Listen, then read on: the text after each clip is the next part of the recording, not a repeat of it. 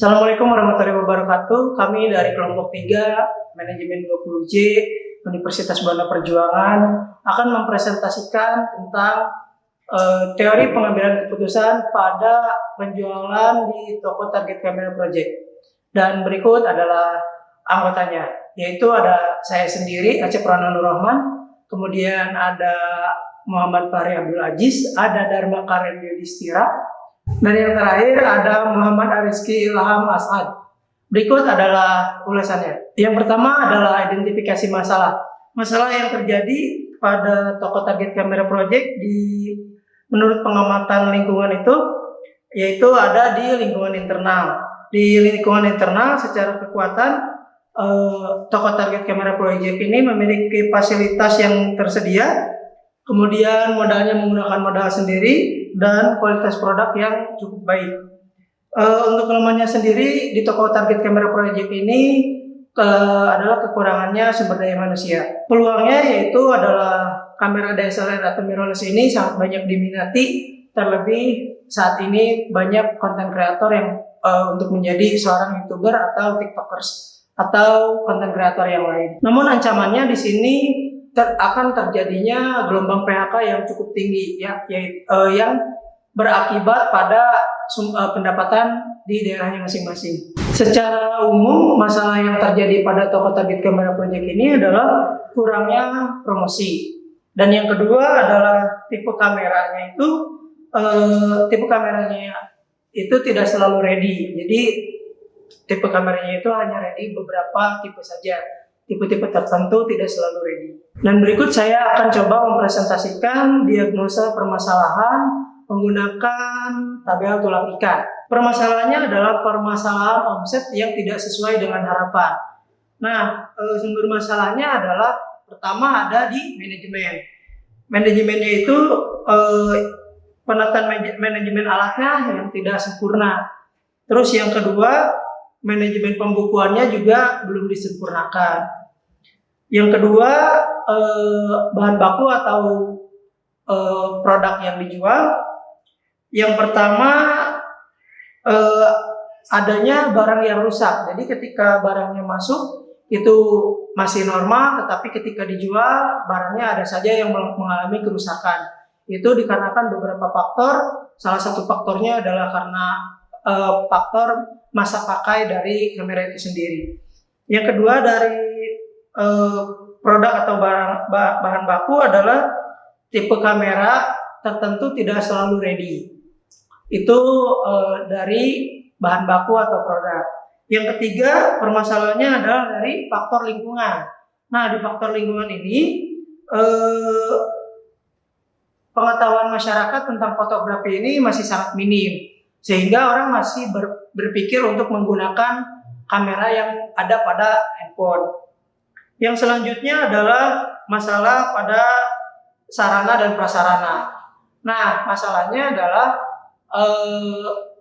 prasarana yang ada di toko Target Camera Project ini masih kurang, yaitu sarana atau prasarana untuk melakukan edukasi tentang fotografi. Yang terakhir adalah masalah SDM atau sumber daya manusia.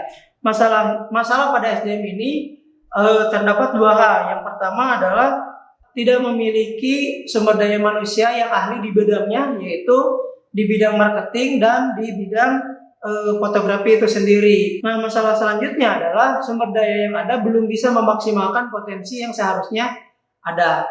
Demikian presentasi soal diagram tulang ikan ini. Bab kedua yaitu materi teori pengambilan keputusan tentang pengumpulan dan analisis data. Dalam bab 2 ini terdapat 4 poin. Pertama yaitu masalah yang akan diselesaikan. Kedua, tujuan pengambilan keputusan. Yang ketiga, kategori termasuk pada keputusan yang tidak terprogram. Yang keempat, data yang terkumpul. Yang pertama, masalah yang akan diselesaikan yaitu kompetensi fotografer, karena dengan adanya fotografer yang kompeten diharapkan kualitas produk meningkat. Owner tidak ragu saat mempromosikan dan diharapkan konsumen akan puas dengan produk yang ada. serta dapat menumbuhkan kepercayaan konsumen yang disebut dengan trust. Yang kedua, ya, tujuan pengambilan keputusan, ya, memperoleh fotografer yang kompeten sehingga diharapkan kualitas gambar menjadi lebih baik dan dapat menarik konsumen. Yang ketiga, poin ketiga itu kategori termasuk pada keputusan yang tidak terprogram karena belum pernah dilakukan sebelumnya. Yang keempat, data yang terkumpul. Dari poin 4 ini, ya, saya telah mengobservasi dalam toko target kamera project yang terdapat di situ ada karyawan dan admin. Ya, setelah saya wawancara atau setelah saya observasi ternyata ada 3 permasalahan. Dan di sini juga berbagai varian produk. Pertama, jual kamera, yang kedua, sewa kamera, yang ketiga, servis kamera. Yang pertama, jual kamera itu dalam keadaan ramai bisa laku 10 unit. Sedangkan dalam keadaan sedang itu bisa laku 3 unit. Yang ketiga, dalam keadaan sepi itu bisa laku 1 unit. Yang kedua, rental kamera, ya, ramai itu 20 unit, sedangkan dalam keadaan sedang itu 7 unit dan sepi itu keadaan 2 unit. Ya. Yang ketiga itu servis kamera. Dalam keadaan ramai, ya, servis kamera itu bisa mencapai 12 unit, dan keadaan sedang bisa mencapai 5 unit, dan keadaan sepi bisa mencapai 2 unit. Baik, bab 3 yaitu alternatif keputusan. Di sini ada 3 materi, yaitu yang pertama data yang dimiliki, yang kedua keterkaitan antara masalah dan tujuan, yang ketiga alternatif solusi untuk pemecahan masalah.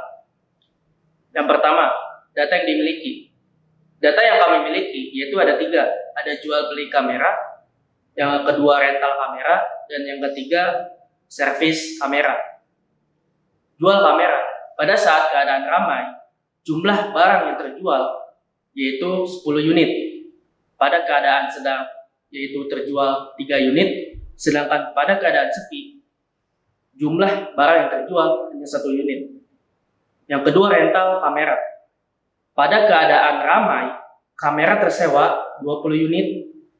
Pada keadaan sedang tersewa 7 unit, sedangkan pada keadaan sepi itu tersewa 1 unit. Yang ketiga, servis kamera. Pada keadaan ramai sebanyak 12 unit, pada keadaan sedang 5 unit, sedangkan pada keadaan sepi 2 unit. Yang kedua, keterkaitan antara masalah dan tujuan. Kompetensi karyawan yang rendah akan menyebabkan kualitas produk yang buruk sehingga berdampak pada rendahnya volume penjualan. Yang ketiga, alternatif solusi untuk pemecahan masalah. Terdapat 3 alternatif untuk memperoleh fotografer yang kompeten, yaitu yang pertama, melatih karyawan yang ada, yang kedua, mengganti karyawan yang ada dengan karyawan yang kompeten, yang ketiga, menambah karyawan yang ada dengan karyawan yang kompeten, menambah karyawan yang ada dengan karyawan yang kompeten. Ya, saya akan menjelaskan materi yang bab 4 tentang proses pemilihan salah satu alternatif terbaik. Yang pertama, pelajari kembali data yang dimiliki. Data yang dimiliki ada sebagai berikut. Alternatif pertama, yaitu jual beli kamera, yang jika dalam keadaan ramai mencapai 10 unit, dalam keadaan sedang mencapai 3 unit, dan jika dalam keadaan sepi itu mencapai 1 unit. Yang kedua, rental kamera. Dalam keadaan ramai mencapai 20 unit, keadaan sedang mencapai 7 unit, dan keadaan sepi mencapai 2 unit. Lalu yang ketiga, servis kamera. Dalam keadaan ramai mencapai 12 unit, keadaan sedang 5 unit, dan keadaan sepi hanya 2 unit. Yang kedua, pelajari ketertarikan antara data, masalah, dan tujuan. Yang pertama, alternatif jual beli kamera. Keadaan ramai 10 unit, keadaan sedang 3 unit, dan keadaan sepi 1 unit. Yang kedua, rental kamera. Keadaan ramai 20 unit, keadaan sedang 7 unit, dan keadaan sepi 2 unit. Lalu yang ketiga, servis kamera. Keadaan ramai 12 unit, keadaan sedang 5 unit, dan keadaan sepi 2 unit. Yang ketiga, masalah. Kompetensi karyawan, karena dengan adanya karyawan yang kompeten, diharapkan kualitas produk meningkat. Owner tidak ragu saat mempromosikan dan diharapkan konsumen akan puas dengan produk yang ada serta dapat menunjukkan kepercayaan konsumen atau trust. Yang keempat, tujuan.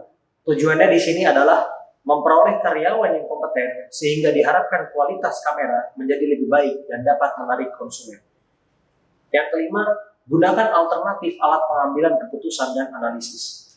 Yang pertama, pengambilan keputusan dalam kondisi berisiko.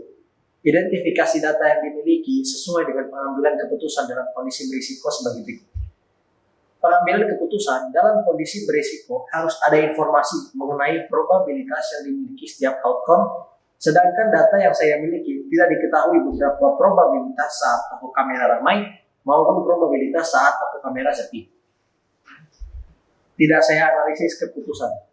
Saya tidak menggunakan metode pengambilan keputusan dalam kondisi berisiko karena ini tidak sesuai dengan data yang saya miliki. Yang kedua, pengambilan keputusan dalam kondisi tidak pasti. Identifikasi data yang dimiliki sesuai dengan pengambilan keputusan dalam kondisi tidak pasti.